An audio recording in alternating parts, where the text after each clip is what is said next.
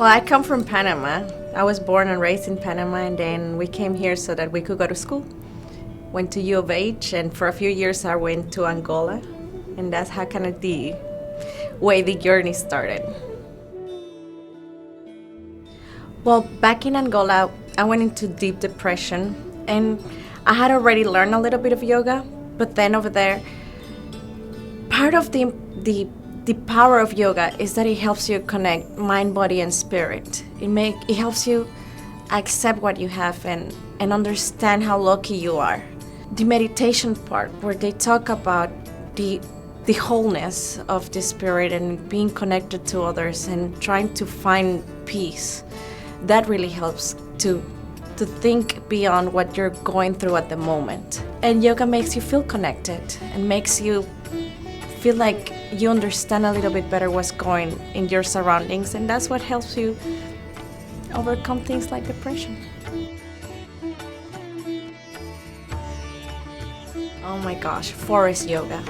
So I've trained for power yoga, yoga flow, hot yoga, Bikram yoga. I've done several different types of yoga. I love them all. They all have different energies and different type of learning. So I love it. But forest yoga, Anna Forrest, she comes from addiction, depression, suicidal thoughts. So her type of yoga is trying to deal with the illnesses of these centuries.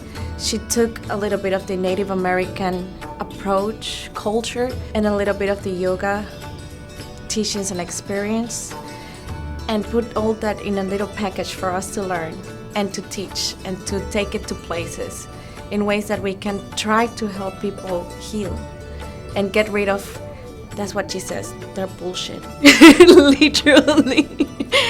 So it's easier to move forward and to feel better if you can deal with your pain first. Work through that so that then you know where you're coming from and you understand better where you want to go.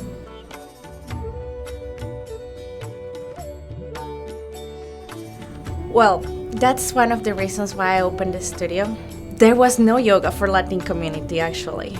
In the Latin community, you think of yoga as something, at least here in Houston, something that is for white people only, too expensive, or you need to be flexible to be able to do yoga.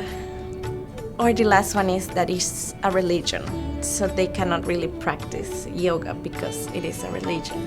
And those stereotypes, I've been trying to open those doors for the last 2 years because they are really, really strong stereotypes.